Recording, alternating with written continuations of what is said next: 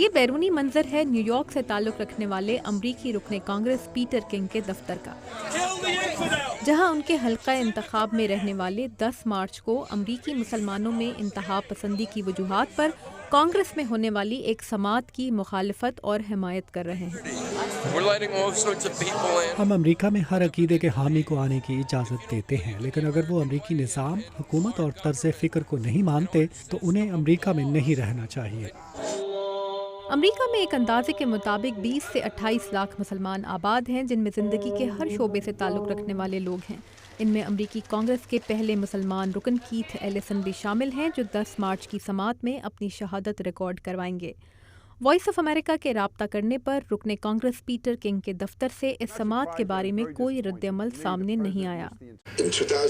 سن 2004 میں نے کہا تھا کہ امریکہ کی 80% مساجد کو انتہا پسند چلا رہے ہیں۔ میرا یہ بیان سن 2000 میں شیخ کابانی کی ایک شہادت کی بنیاد پر تھا، جو انہوں نے اسٹیٹ ڈپارٹمنٹ کی ایک سماعت کے دوران دی تھی۔ یہ نیو یارک کے علاقے بروکلن کی مسجد العابدین ہے، جہاں جمعے کا خطبہ سننے والوں میں نیو یارک کی اسلامک لیڈرشپ کونسل کے ایگزیکٹو ڈائریکٹر ظہیر الدین بھی شامل ہیں، جو 80% کے اندازے کو مبالغہ آرائی قرار دیتے ہیں۔ شاید چند ایک ایسی مساجد ہوں بھی، لیکن اگر ایسا ہے تو ہمیں ایسی کسی مسجد کا علم نہیں ہے۔ اگر پیٹر کنگ کو ایسی کسی مسجد کا علم ہے تو انہیں ضرور اس کی نشاندہی کرنی چاہیے۔ امریکی ریاست نارتھ کیرولائنا کی ڈیوک یونیورسٹی میں کی گئی ایک حالیہ تحقیق کے مطابق امریکی حکام نے 2001 کے بعد سے اب تک دہشت گردی کے کل 120 منصوبے ناکام بنائے ہیں، جن میں سے 48 منصوبے امریکی مسلمانوں کے تعاون سے ناکام بنائے گئے۔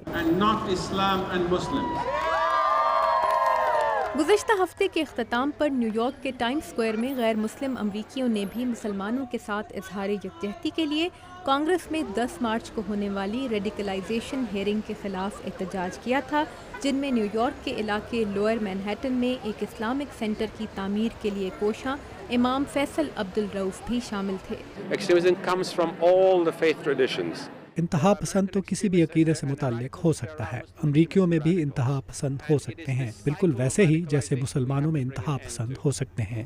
امریکی ادارے ایف بی آئی کی ایک مصدقہ رپورٹ کے مطابق امریکہ میں ہوم گرون ٹیرر یا اندرونی دہشت گردی کا خدشہ سفید فام نسل پرستوں اور حکومت مخالف انتہا پسند عناصر سے بھی اتنا ہی ہے جتنا کہ مسلمان انتہا پسندوں سے۔ لیکن امریکی رکن کانگریس اپنی 10 مارچ کی سماعت کا موضوع تبدیل کرنے کو تیار نہیں۔ ان کا کہنا ہے کہ ان کا مقصد یہی بتانا ہے کہ تمام مسلمان انتہا پسند نہیں، لیکن مسلمانوں کی قیادت وہ نہیں کر رہی جو اس کا فرض ہے۔ پیٹر فیڈنسکی کے ساتھ تابندہ نعیم، اردو VOA۔